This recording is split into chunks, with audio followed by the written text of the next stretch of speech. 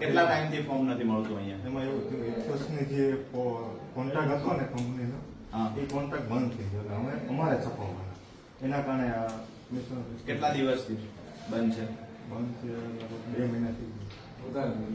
2 મહિનાથી એટીવીટીની અંદર સરકાર તરફથી ફ્રીમાં જે ફોર્મ આપવામાં આવે છે ફોર્મ અહીંયા નથી. કોની રાહ જોવો છો છપાવવામાં?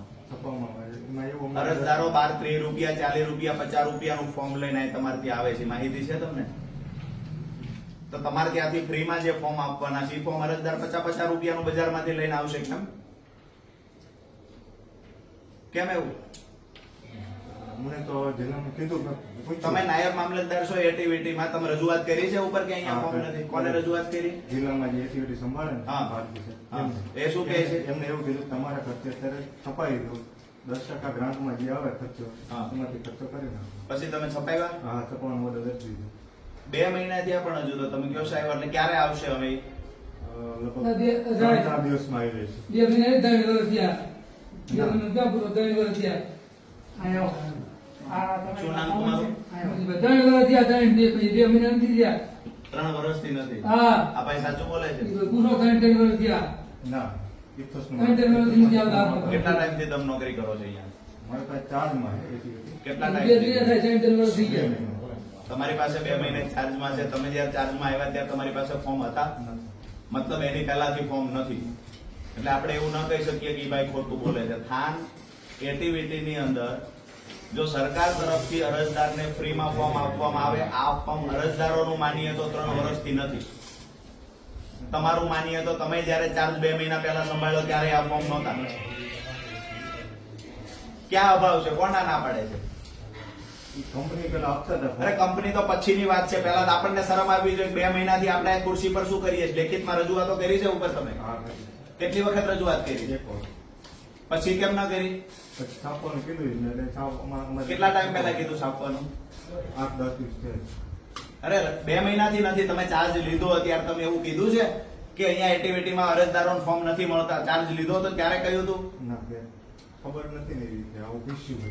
મતલબ 1 મહિનો 20 દિવસ એમ નામ ચાલ્યું, પછી છેલ્લા 10 દિવસ પહેલા તમે રજૂઆત કરી. તો 1 મહિનો 20 દિવસ એમ નામ ચાલવા દીધું? ખબર નથી એ રીતે. તમારી પાસે નોલેજ નહોતું. ટૂંકમાં એટીવીટીના નાયબ મામલતદાર છો, તમારી પાસે નોલેજ નહોતું.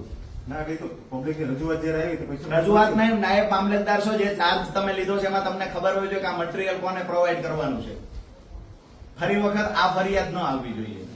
બરાબર છે? અઠવાડિયું નહીં, તમે 2 દિવસમાં વ્યવસ્થા કરો. ના પાડો નહીં તો અમે કરાવી દઈશું. જેને ફોન લગાડવો હોય એને ફોન લગાડો. 2 દિવસ પછી અહીંથી ફોર્મ ઇસ્યુ થતા હોવા જોઈએ. એમાંથી શું થાય છે કે તમારે અમારા પૈસા તમે જ્યાંથી છપાવો ત્યાંથી ફોર્મ અહીંયાથી અરજદારને ફ્રીમાં મળવા જોઈએ. 2 દિવસમાં એ વ્યવસ્થા કરાવજો. અને અહીંયા તમને આપે છે ત્યાંથી ફોર્મ તૈયાર કરીને પછી આપણે કેટલા દિવસે આપીએ છીએ? રેશન કાર્ડમાં સુધારો કેટલા ટાઈમ પછી કરી દઈએ છીએ? ક્યાં છે પેલા ભાઈ?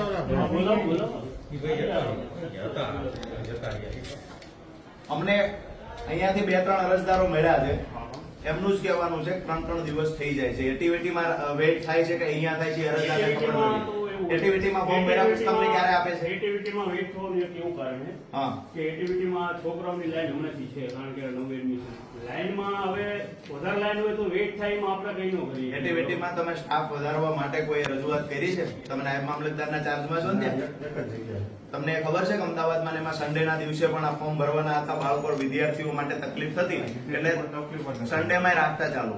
ભાઈ કહે છે ને કે તકલીફ નહીં, થઈ જે છે. સરકારમાં એવું કહેવામાં આવે છે ને કે ભાઈ 2 દી થાય, હા. તો ઘણીવાર એવું બને કે અહીંયા જે કામ કરતા બહાર હા, વકીલ મિત્રો હા. એ 8-10 ફોર્મ લઈને લાઈનમાં ઉભા હોય હા. તો બને એવું કે બધાની એક એન્ટ્રી નો થાય, કારણ કે 1-10 ની એન્ટ્રી કરો હા. તો પાછળ છોકરાઓનું મોડું થઈ જાય. એટલે એની એકની એન્ટ્રી થાય ને નેક્સ્ટ એન્ટ્રી ચાલુ હોય. એ શું નામ છે તમારું? વિજયસિંહ.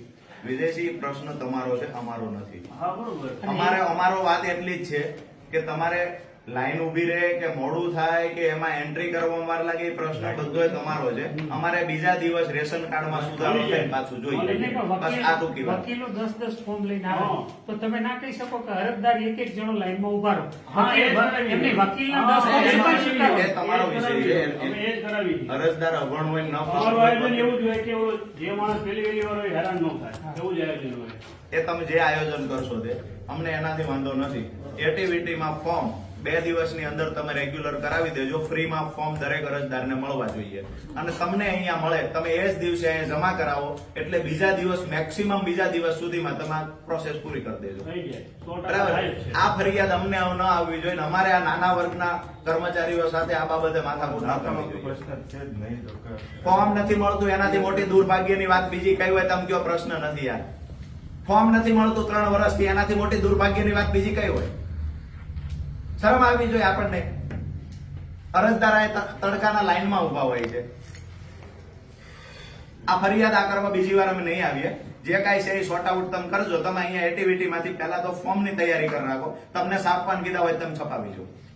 બરાબર છે. અને અહીંથી કોઈ અરજદારના અમને ફોન ન આવવા જોઈએ. નિયમથી વિરુદ્ધ તમારી પાસે કાંઈ નથી કરાવવા.